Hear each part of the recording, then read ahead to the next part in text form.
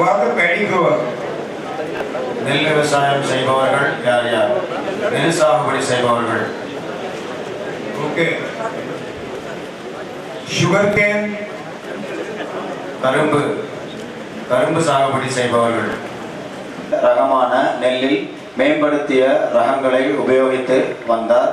இவற்றிலிருந்து நாம் இப்பொழுது எவ்வாறு புதிய ரகங்களை உருவாக்க வேண்டும் என்று சொன்னோமோ அதே போல் அவர் இந்த ரகத்தில் செய்து வந்தார். After 6 years, he developed a new variety, this beautiful variety, name is given HMT. 6 வருடங்கள் கழித்து அவர் ஒரு புதிய ரகத்தை உருவாக்கினார். இதன் பெயர் அவர் என்ன வைத்தார் என்றால் HMT என்று வைத்தார்.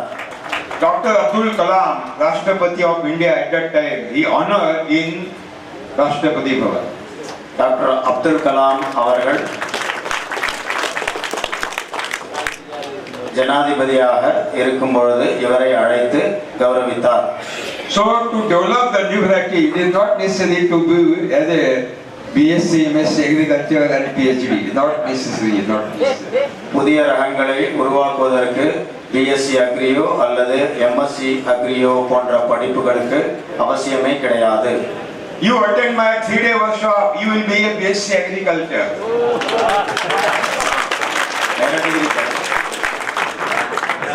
அகர் நீங்கள் 3 நாள் என்னுடைய செயல்பட்டறைக்கு வந்தீர்கள் என்றால் உங்களுக்கு பிஎஸ்சி டிகிரி கிடைத்துவிடும் தானாகவே. If you will attend my 5-day workshop, you will be MSc Agriculture. 5 நாள் செயல்பட்டறை நீங்கள் வந்து போனீர்கள் என்றால் எம்எஸ்சி டிகிரி உங்களுக்கு கிடைத்துவிடும். And if you will attend my 8-day workshop, you will be PhD. 8 நாள் செயல்பட்டறை நீங்கள் வந்து சென்றால் உங்களுக்கு PhD கிடைத்துவிடும். Not necessary to go into the colleges and university. Not necessary to spoil all 6 years. Not necessary. கல்லூரிகளுக்கு சென்று உங்கள் நேரத்தை வீணாக்க வேண்டிய அவசியமே கிடையாது. 4 days in between.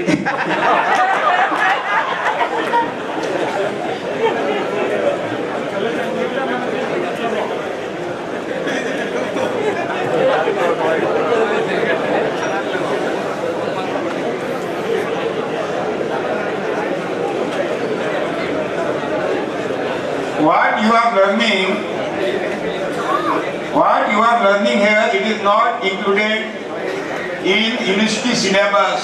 You will not get in university syllabus. இங்கு என்ன நீங்கள் படிக்கின்றீர்களோ இது வேளாண் கல்லூரிகளில் அவர்களுடைய பாடத்திட்டத்தில் கிடையவே கிடையாது. நீங்கள் இங்கு என்ன படிக்கின்றீர்களோ இது வேளாண் கல்லூரிகளில் உள்ள பாடத்திட்டத்தில் கிடையவே கிடையாது.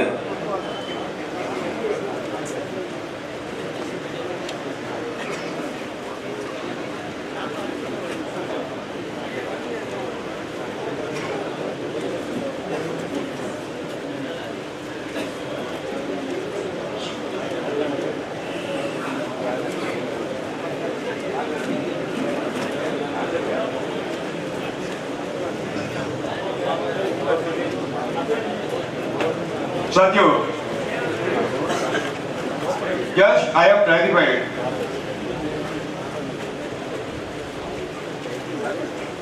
The food is reserved in the stem for the development of the fruit or seeds or grains or flowers. You have shown the 2 lines, and when 2 branches of front plants are getting together, handshaking, immediately cut down the tips of the branches. நான் உங்களுக்கு என்ன சொன்னேன் என்றால் இந்த செடிகள் உணவு உற்பத்தியை செய்து தானியங்களுக்கோ பூக்களுக்கோ பழங்களுக்கோ வேண்டிய உணவு உற்பத்தியை செய்து தண்டுகளில் சேமித்து வைக்கின்றன. படத்தில் பார்ப்பதை போல 2 செடிகள் பக்கம் பக்கமாக உள்ளது. எப்பொழுது இந்த 2 செடிகளின் கிளைகள் லேசாக ஒன்றை ஒன்று தொடுகின்றதோ அப்பொழுது இந்த கிளைகளை வெட்டிவிடுங்கள். At the same time you take the topping also. இந்த செடியின் மேல் நுனியை கூட நீங்கள் வெட்டிவிட வேண்டும். இந்த 2 செடிகளில் மேல் நுனியை கூட வெட்டிவிட வேண்டும். If you will not cut down the tips of the branches, what will happen? The branches will integrate into each other and they will struggle to each other. And what the result food will be go to the struggle and you will not get the proper production. இவ்வாறு 2 செடியின் கிளைகள் ஒன்றோடு ஒன்று ஒட்டிக்கொண்டு உரசியும் கொண்டு இருந்தால் அது உணவு உற்பத்தி சரியாக செய்யாது. இந்த ஒட்டுதலும் உரசுதலும் ஏற்படும் பொழுது அதிலேயே சிறிதளவு உணவு வீணாகிவிடும். எனவே இந்த கிளைகளை நீங்கள் வெட்டிவிட வேண்டும். To avoid this loss, it is very essential to cut down the tips of the branches and topping when they are coming together with handshake distance. இந்த 2 செடிகளும் நெருக்கமாக இவ்வாறு கிளைகள் வந்துவிட்டால் உடனடியாக இதை வெட்டிவிடுங்கள். கிளையையும் வெட்டுங்கள், நுனியையும் வெட்டுங்கள். It's okay? Why topping? Because excessive growth should be stopped. Otherwise, this reserve food will go to the excessive growth. Topping also, it will go vertical. Branch to top. once you are cutting the topping, again the branches will develop. Topping means Once you cut the top, more branches will come. You have cut down the tips of the branches. Yeah. You have cut down the tip also. What the food will be go to the development of the fruits. Entire food will be utilized in the development of the fruit, not in the struggle of the branches. That means only during the stage of fruiting it has to be cut. Only during the stage of Stage of growing. Growth stage. எப்பொழுது வேண்டுமானாலும் இதை செய்யலாம். Now write down all seasonal crops.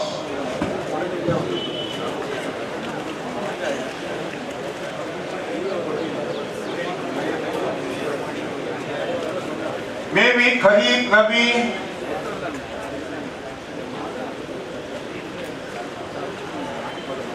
Semi Rabi, or summer.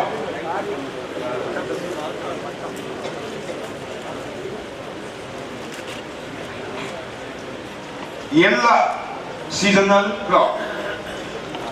Kharif, Rabi, Semi Rabi, or எல்லா விதமான பருவ பயிர்கள், காரிஃப் பருவம், ராபி பருவம் அல்லது கோடைக்கால பருவத்தில் விளையக்கூடிய எல்லா விதமான பருவ பயிர்கள். Yella.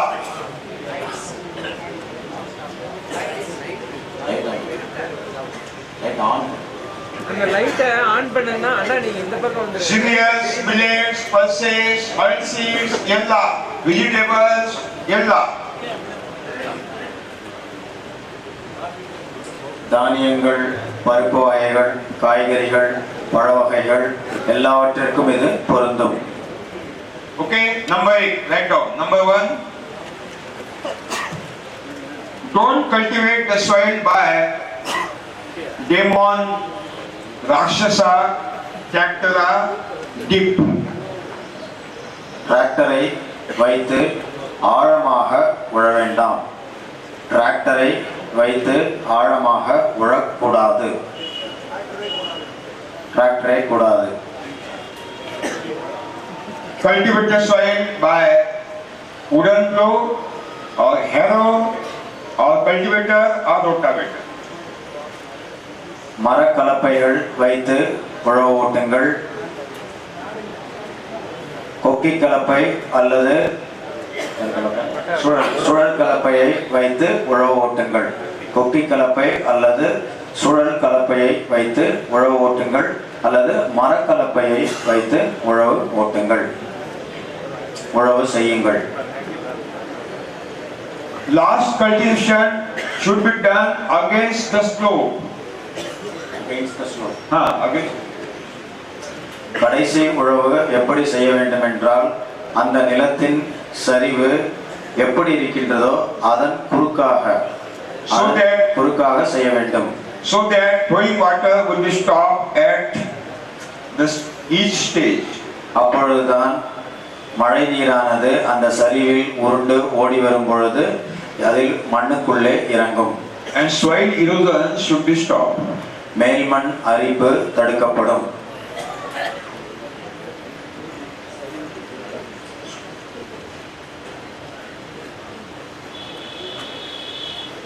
Collect residues of the previous crop and utilize for mulching purpose. அந்த நிலத்தில் கடைசியாக சில பயிர்களை நீங்கள் அறுவடை செய்திருப்பீர்கள். அறுவடை செய்த பிறகு எஞ்சிய இலை தழை குப்பைகளை ஓரமாக எடுத்து சேகரித்து வைத்துக் கொள்ளுங்கள் மூடாக்கு செய்வதற்காக.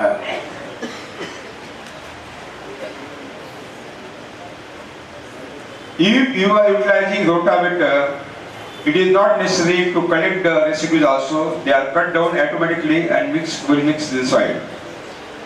நீங்கள் சுழல் கலப்பையை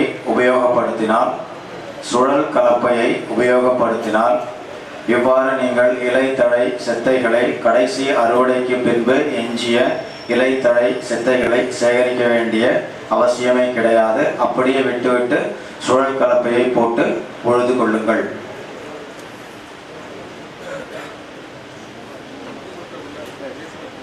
Number 2.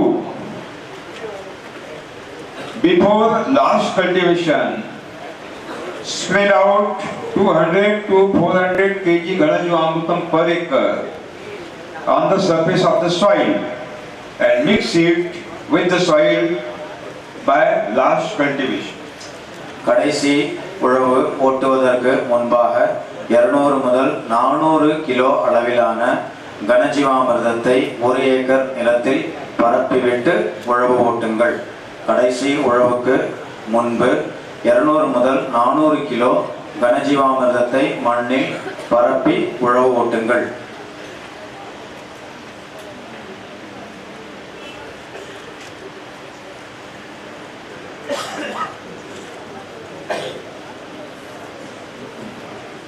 If it is not possible to spread out Ganajeevamrutam before sowing, before the last cultivation, then you have to sow the Ganajeevamrutam or throw the Ganajeevamrutam at the sowing period in between 2 lines. கடைசி உழவிற்கு முன்பு உங்களால் கனஜீவாமிர்தமோ ஜீவாமிர்தமோ கொடுக்க முடியவில்லை என்றால் செடிகளுக்கு 2 வரிசைகளுக்கு இடையே நீங்கள் இந்த கனஜீவாமிர்தத்தை இடலாம் அல்லது தெளிக்கலாம். What is the system of the application of the chemical fertilizer? You have to adapt that system for Ganajeevamrutam also. Only instead of chemical fertilizer, you have to take Ganajeevamrutam.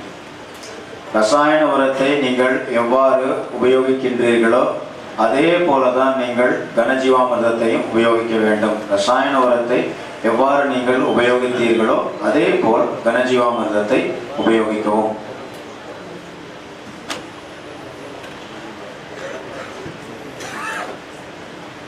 Don't test the soil in the laboratory. Testing the soil is mahapapam because soil is a mother and no children will test the mother's milk in the laboratory before drinking. மண் பரிசோதனையை நீங்கள் செய்யவே கூடாது. ஏனென்றால் மண் நம் தாயை போல ஆகும். எந்த ஒரு தாயையும் அதன் குழந்தை தாய்ப்பாலை குடிக்கும் முன்பு அதை ஆய்வு சாலையில் பரிசோதித்த பின்பு குடிப்பதே இல்லை. எனவே மண் பரிசோதனை நீங்கள் செய்யவே கூடாது. 98.5% body is constituted by only air and moisture. The soil is giving only the base. It gives the base support. As like mother and children. உங்களுக்கு தெரியும் தாவரத்தின் 98.5% வளர்ச்சிக்கு காரணம் அதிலுள்ள காற்று மற்றும் ஈரப்பதமே காரணமாகும். மண்ணானது இந்த செடியை தாங்கி மட்டும் நிற்கின்றது. எப்படி தாயானவள் தன் குழந்தையை தாங்கி நிற்கின்றாளோ அதே போல் மண்ணானது ஒரு தாயை போல இந்த செடியை தாங்கி நிற்கின்றது. If the soil is big black bottom soil and water holding capacity is more than requirement, that means the water logging situation should be occurred.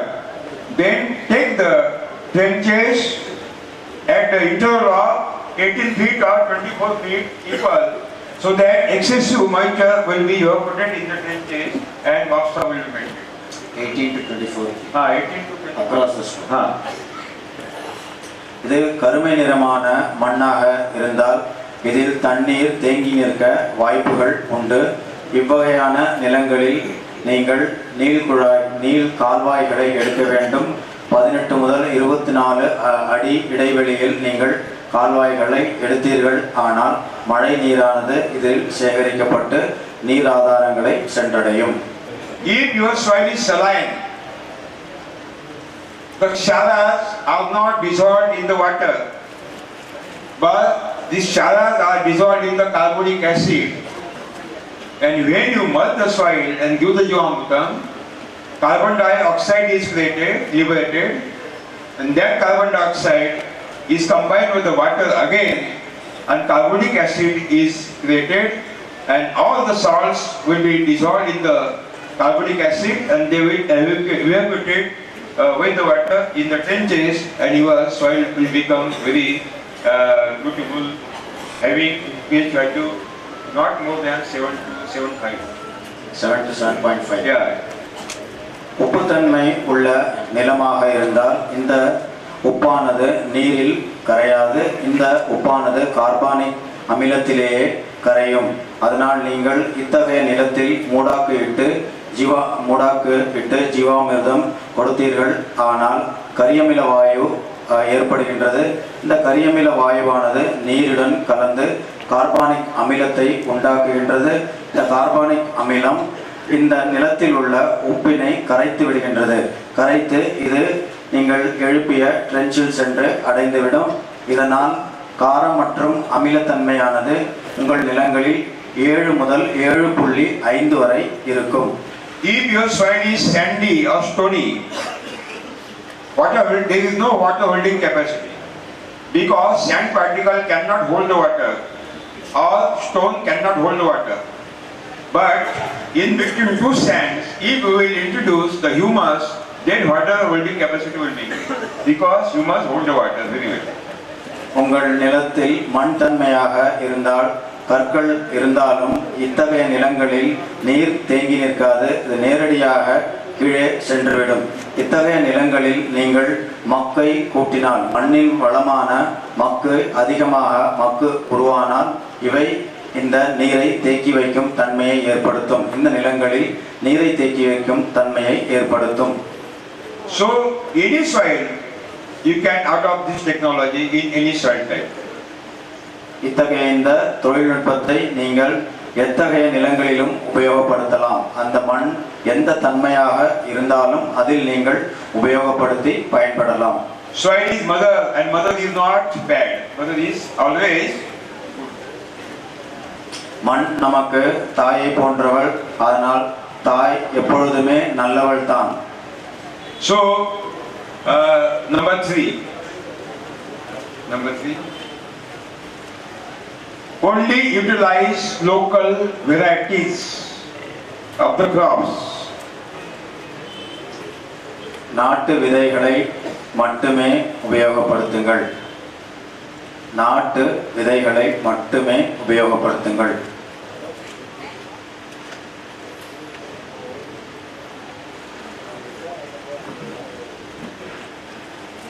Don't utilize hybrid seeds or genetically modified seed.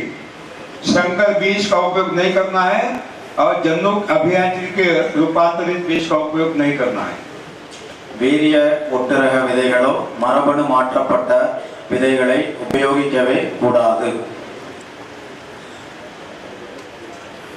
क्योंकि बगैर रासायनिक खाद, because the hybrid seeds or genetically modified seeds cannot grow and cannot give the production without chemical fertilizer and insecticide. And it becomes a big problem. ஏனென்றால் இந்த வீரிய ஒட்டுரகமோ மரபணு மாற்றப்பட்ட விதைகளோ ரசாயன உரம் இல்லாமல் ரசாயன பூச்சிக்கொல்லிகளை உபயோகப்படுத்தாமல் மகசூல் கொடுக்காது. In zero budget farming, the hybrid seeds are giving more production than local seed. In chemical farming, hybrid seeds are given more production than local seed. In chemical farming. ரசாயன வேளாண்மையில் வீரிய ஒட்டுரக விதைகள் நாட்டு விதைகளை விட அதிக மகசூல் கொடுக்கின்றது. ரசாயன வேளாண்மையில் வீரிய ஒட்டுரக விதைகள் நாட்டு விதைகளை விட அதிக மகசூல் கொடுக்கின்றது. But on the contrary, in zero budget farming, local seeds is giving more production than hybrid seed and genetically modified. ஆனால் செலவில்லா இந்த இயற்கை வேளாண்மையில் நாட்டு விதைகள் வீரிய ஒட்டுரக விதைகளை விட அதிக மகசூல் கொடுக்கின்றது. நம்முடைய செலவில்லா இயற்கை வேளாண்மையில் நாட்டு விதைகள் அதிக மகசூல் கொடுக்கும் வீரிய ஒட்டுரக விதைகளை ஒத்து பார்க்கும் பொழுது. And you have to purchase every year hybrid seeds and genetically modified. There will be no zero budget. You have to purchase every year the hybrid seeds and genetically modified seeds. There will be no zero budget. Okay. ஏனென்றால் நீங்கள் ஒவ்வொரு வருடமும் இந்த வீரிய ஒட்டுரக விதைகளையோ மரபணு மாற்றப்பட்ட விதைகளையோ சந்தையில் சென்றே வாங்கி வர வேண்டும். ஒவ்வொரு வருடமும் நீங்கள் சந்தையில் சென்று வீரிய ஒட்டுரக விதைகளையும் மரபணு மாற்றப்பட்ட விதைகளையும் வாங்கியே தீர வேண்டும். இதற்காக நீங்கள் பணம் செலவழிக்க வேண்டும். எனவே இதனால் நீங்கள் செலவில்லாத செலவில்லாத வேளாண்மையாகும். இதை நீங்கள் செய்ய முடியாது. These hybrid seeds and genetically modified seeds destroying the biodiversity of the local varieties. இந்த வீரிய ஒட்டுரக விதைகளும் மரபணு மாற்றப்பட்ட விதைகளும் நம்முடைய பல்லுயிர் பெருக்கத்தை அழித்து விடுகின்றன. நம்முடைய நாட்டு விதைகளை அழித்து வருகின்றன. And under the Biodiversity Conservation and Protection Act 2002, it is a crime. இந்த சட்டப்படி இந்த உயர் வீரிய ரக ஒட்டுரகங்களும் மரபணு மாற்றப்பட்ட ரகங்களும் நம் உயிர் பன்மயத்தை அழித்து விடுகின்றது. இது சட்டப்படி குற்றமாகும். In future there will be no fertilizer available in the market. எதிர்காலத்தில் ரசாயன உரங்கள் உங்களுக்கு கிடைக்கப் போவதே இல்லை. And when the fertilizer will not available, hybrid seed will not useful and genetically modified seed will become outdated. ரசாயன உரம் கிடைக்கப் பெறாவிட்டால் இந்த வீரிய ஒட்டுரக விதைகளோ மரபணு மாற்றப்பட்ட விதைகள் உங்களுக்கு எந்தவித பயனையும் தராது. And at that time, if we will not having the local seed, what we will sow? Future generation, what they will sow? இவ்வாறு ரசாயன உரம் இல்லாவிட்டால் நமக்கு நாட்டு விதைகளும் நம்மிடையே இல்லாவிட்டால் நாம் எதை விதைக்கப் போகின்றோம்? எதிர்கால சந்ததியினருக்கு எந்த உணவை கொடுக்க போகின்றோம்? So it is the commitment of our generation to conserve the local seed and to utilize the local seed every year. தற்பொழுது உள்ள இந்த சந்ததியினர் என்ன உறுதி கொள்ள வேண்டும் என்றால் நாட்டு ரகங்களை பாதுகாத்து நம்முடைய எதிர்கால சந்ததியினருக்கு கொடுக்க வேண்டும். If local seeds are not available, you can utilize improved seed of straight line varieties. நாட்டு ரகங்கள் கிடைக்க பெறாவிட்டால் நீங்கள் மேம்படுத்திய ரகங்களை நீங்கள் உபயோகப்படுத்தலாம். If you are not having local seed of straight line seed, and in emergency, if you will take decision to take the hybrid seed, we can convert hybrid into local also. உங்களிடம் நெருக்கடியான காலகட்டத்தில் உங்களிடம் நாட்டு ரகங்களும் இல்லை, மேம்படுத்தப்பட்ட ரகங்களும் இல்லை என்றால் நீங்கள் வீரிய ஒட்டு ரகங்களை எடுத்துக்கொள்ளுங்கள். அதை நாம் நாட்டு ரகங்களாக மாற்ற முடியும். We can convert Valya into Valmiki. Valya into Valmiki. Valya. Who are the Valya? He doesn't know. வடை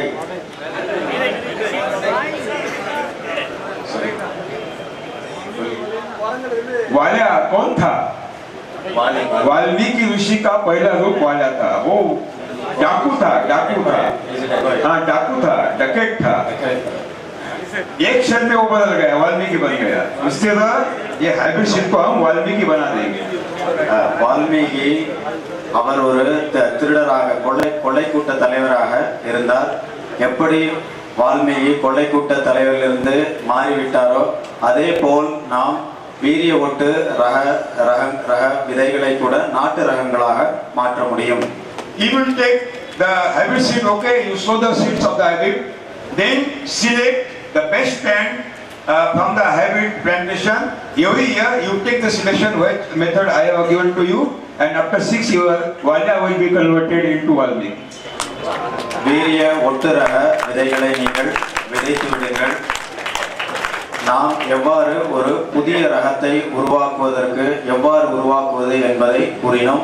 அதே முறையில் நீங்கள் வீரிய ஒட்டு ரகங்களை விதைத்து 6 வருடங்கள் செய்தீர்கள். ஆனால் நல்ல செடிகளை தேர்வு செய்து விதைகளை எடுத்தீர்களானால் புதிய ரகத்தை உருவாக்குவீர்கள். இது ஒரு நாட்டு ரகம் ஆகும். எப்படி கொள்ளை கூட்ட தலைவர் வால்மீகி ஆனாரோ அதே போல வீரிய ஒட்டு ரகமும் நாட்டு ரகமாக மாறிவிடும். Valmiki into Valya? Valya into Valmiki.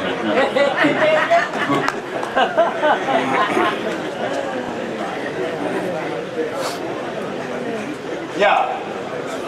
Number 4. Dip the seed by Bijamrutam. நான்காவது விதைகளை பீஜாமிர்தம் மூலம் விதை நேர்த்தி செய்யுங்கள். Dip the seed by Bijamrutam. பீஜாமிர்தம் மூலம் விதைகளை நேர்த்தி செய்யுங்கள். You are taking sorghum, jawar, jonna, சோளம் thuram, சோளம் பயிர் செய்கிறீங்களா? சோளம் okay.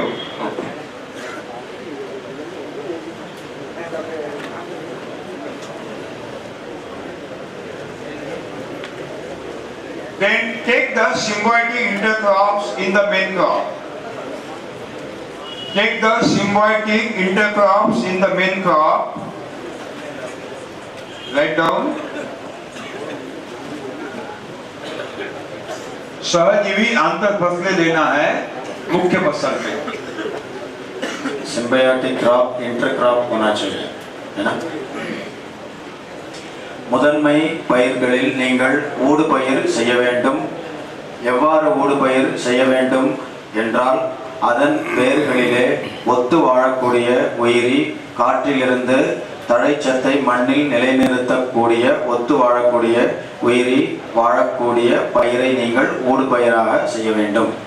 If the main crop is monocot, monocot means cereals, millets and oilseeds, then intercrop will be pulses, dipole. முதன்மை பயிர் ஒரு விதை தாவரங்களாக இருந்தால் எண்ணெய் வித்துக்கள் தானியங்கள் ஒரு விதை இலை தாவரங்களாகும் முதன்மை பயிர்.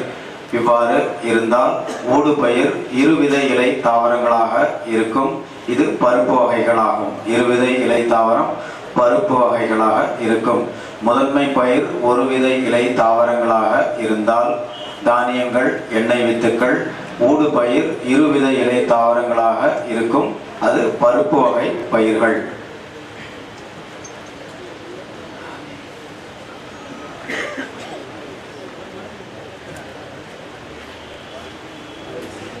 If main crop is dicot, then intercrop should be monocot. That means if the pulses is the main crop, then you have to take the cereals, millets, or seed as the intercrop. முதன்மை பயிர் இருவித இலை தாவரமாக இருந்தால் பருப்பு வகை பயிராக இருந்தால் ஊடுபயிரானது ஒரு விதை இலை தாவரமாக இருக்க வேண்டும். அதாவது தானியங்களோ அல்லது எண்ணெய் வித்துக்களாக இருக்க வேண்டும். முதன்மை பயிர் இருவிதை இலை தாவரமாக இருந்தால் ஊடுபயிர் ஒரு விதை இலை தாவரமாக இருக்க வேண்டும்.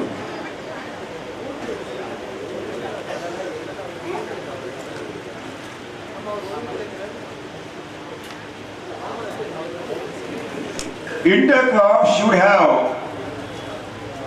the 1/3 or 1/2 height than main crop. ஊடுபயிரை நீங்கள் எவ்வாறு தேர்வு செய்ய வேண்டுமென்றால் முதன்மை பயிரை ஒத்து பார்க்கும் பொழுது 1/3 அல்லது பாதியாகவோ இதன் உயரம் இருக்க வேண்டும். So that the competition for sunlight should be restricted. இவ்வாறு நீங்கள் தேர்வு செய்தால் சூரிய வெளிச்சத்திற்காக இந்த பயிர்கள் செய்யும் போட்டி இருக்கவே இருக்காது.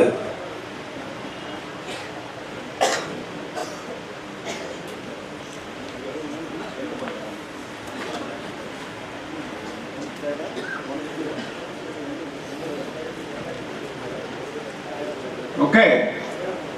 Duration of the intercrop should be 1/3 duration of the main crop. Suppose the main crop duration is 180 days. The duration of the intercrop will be 60 days. 1/3 of the main crop. ஊடுபயிரின் ஆயுட்காலம் முதன்மை பயிரை ஒத்து பார்க்கும் பொழுது 1/3 பங்காக இருக்க வேண்டும். ஊடுபயிரின் ஆயுட்காலம் முதன்மை பயிரை ஒத்து பார்க்கும் பொழுது 1/3 பங்காக இருக்க வேண்டும். 180 நாள் முதன்மை பயிர் இருந்தால் 60 நாட்கள் மட்டுமே ஊடுபயிர் இருக்க வேண்டும்.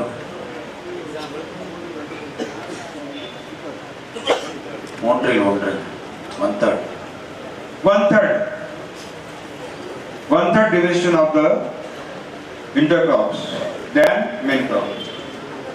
So that the fallen leaves of the intercrop, fallen straw of the intercrop, or after harvesting fallen plant of the intercrop will be degraded or will be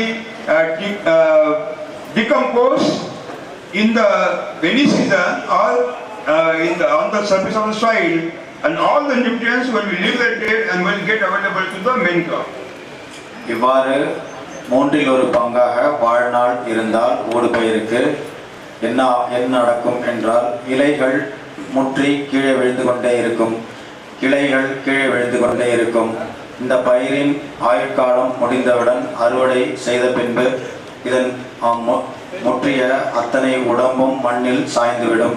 இவை மண்ணில் சாய்ந்து மக்கி சிதையும் பொழுது மக்கு உருவாகும். மக்கு உருவானால் முதன்மை பயிருக்கு இது நன்றாக இருக்கும், சாகுபடி அதிகரிக்கும்.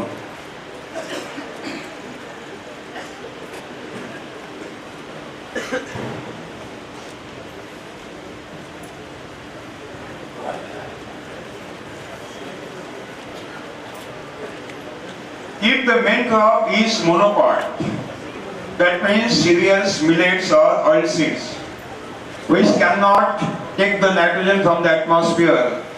So we have to take the intercrop of pulses so that nitrogen will be taken by the pulses crop and it will be supplied to the main crop. முதன்மை பயிர் ஒருவித இலை தாவரமாக இருந்தால் தானியங்களும் monocot. Monocot, what is monocot? What is dipot? I will verify. Yes. தானியங்களும் எண்ணெய் வித்துக்களும் ஆகும் ஒருவித இலை தாவரமாகும். அப்பொழுது இதன் ஊடுபயிராக நீங்கள் இருவித இலை தாவரங்களை பயிர் செய்ய வேண்டும். முதன்மை பயிர் ஒருவித இலை தாவரமாக இருந்தால் அதனால் காற்றில் உள்ள நைட்ரஜனை மண்ணில் நிலைநிறுத்த முடியாது. ஆனால் இருவித இலை தாவரத்தில் வேர் முனிச்சிகளில் வாழும் உயிரிகள் காற்றில் உள்ள தழைச்சத்தை மண்ணில் நிலைநிறுத்தி முதன்மை பயிருக்கு உதவி செய்யும். When you take any seed in between two fingers and we crystallize the seed, if it is not split into quadrillions, it is monocot. Just like rice, just like wheat, just like jawar, bajra, ragi, they are not splitted. Just like oilseed, they are not splitted. Yeah. So groundnut to split up. Groundnut, another. It is backward. This right. It is backward. Right. Groundnut is right. It is not a monocot. Yeah. ஒருவித இலை தாவரம் என்றால் என்ன என்றால், ஒருவித இலை தாவரத்தின் விதைகளை நீங்கள் 2 விரல்களில் எடுத்து அழுத்தினால் அது இரு பாகங்களாக உடையாது. ஒருவித இலை தாவரத்தின் விதைகளை எடுத்து நீங்கள் விரல்களில் வைத்து அழுத்தினால் அது உடையாது, இரு பாகங்களாக உடையாது. உதாரணத்திற்கு நெல், கோதுமை, ராகி, கம்பு, சோளம், மக்காச்சோளம், linseed, cotton, ஃபிளாக், sunflower, மேலும் வரகு, திணை, சாமை, குதிரைவாலி இவை அனைத்துமே ஒருவித இலை தாவரமாகும். when any seed you will take in between 2 fingers and pressure the seed, if it will split it in 2 continents, it is dipod. Just like green gram, black gram, cowpea, Bengal gram, and groundnut, soybean, yellow. நீங்கள் விரல்களில் எடுத்து அழுத்தினால் விதையை 2 பாகமாக பிரிந்துவிடும். அது இருவிதை இலை தாவரமாகும். உதாரணத்திற்கு பாசிப்பயிர், உளுந்து, தட்டப்பயிர், முக்கடலை போன்றவை இருவிதை இலை தாவரமாகும். Okay, write down. Next number. If possible, in rainy season, you throw the Jivamrutam in between 2 lines once a month, 200 liter per acre. If it is possible. Not possible? No. முடிந்தால் 2 பயிர் வரிசைகளுக்கு இடையே மழைக்காலத்தில் 200 லிட்டர் ஜீவாமிர்தத்தை ஊற்றுங்கள். முடிந்தால் மழைக்காலத்தில் 2 செடி வரிசைகளில் இடையே பயிர் வரிசைகளுக்கு இடையே 200 litre ஜீவாமிர்தத்தை ஊற்றுங்கள். If it is not possible, don't utilize Jivamrutam. முடியாவிட்டால் ஜீவாமிர்தத்தை ஊற்ற வேண்டிய அவசியம் இல்லை. When you spray Jivamrutam, where to spray? For Jivamrutam spray, I have given the schedule. I have given that 4 spray schedule should be adopted of Jivamrutam. நான் நேற்றுக்கு தெளிப்புக்கான ஒரு கால அட்டவணையை உங்களுக்கு கொடுத்தேன். எவ்வாறு தெளிப்பு செய்வதென்று. அதே போல் நீங்கள் ஜீவாமிர்தத்தை தெளிக்க வேண்டும். When you spray Jivamrutam, when you will spray Jivamrutam on standing crop, same time, simultaneously, you have to spray Jivamrutam on the soil also. எப்பொழுது நீங்கள் ஜீவாமிர்தத்தை பயிர்களின் மேலே தெளிக்கின்றீர்களோ அதே நேரத்தில் இந்த பயிர்களுக்கு கீழே உள்ள மண் தரையிலும் நீங்கள் ஜீவாமிர்தத்தை தெளிக்க வேண்டும். Both same time. We can do the Jivamrutam to the soil and we can spray Jivamrutam on the standing crop. Both will be at same time. ஒரே நேரத்தில், அதாவது எப்பொழுது இந்த பயிர்களுக்கு நீங்கள் பயிர்களின் மேலே தெளிக்கின்றீர்களோ அதே நேரத்தில் பயிர்களுக்கு கீழே உள்ள மண்ணிலும் நீங்கள் ஜீவாமிர்தத்தை தெளிக்க வேண்டும். If you are yourself labor, are you having the labor, or if it is possible, in the rainy season, you give 1 cup Jivamrutam once a month in between 2 plants on the surface of the soil. If it is possible, in vegetables or in cotton or in main crop. மழைக்காலத்தில் உங்களால் முடிந்தாலோ அல்லது வேலையாட்கள் இருந்தாலோ மாதத்திற்கு ஒரு முறையாவது குறைந்தபட்சம் முடிந்தால் ஒரு கோலையை எடுத்துக்கொண்டு ஜீவாமிர்தத்தை 2 பயிர்களுக்கு இடையே நீங்கள் இந்த ஜீவாமிர்தத்தை கொடுத்து விடுங்கள். பருத்தி பயிர்களாக இருந்தாலும் சரி, தானிய பயிராக இருந்தாலும் சரி, இந்த பயிர்களுக்கு இடையே கோலையில் எடுத்துக்கொண்டு ஜீவாமிர்தத்தை ஊற்றிவிடுங்கள். If it is not possible to give the Jivamrutam on the surface of it, don't give. It is not necessary all. நேரடியாக உங்களால் கோலை மூலம் ஜீவாமிர்தத்தை கொடுக்க முடியாவிட்டால் பரவாயில்லை, விட்டுவிடுங்கள். These are the external efforts, if possible. These are the external efforts. இவற்றை என்றால் முடிந்தால் செய்யுங்கள், இல்லாவிட்டால் பரவாயில்லை. Okay. At the flowering stage,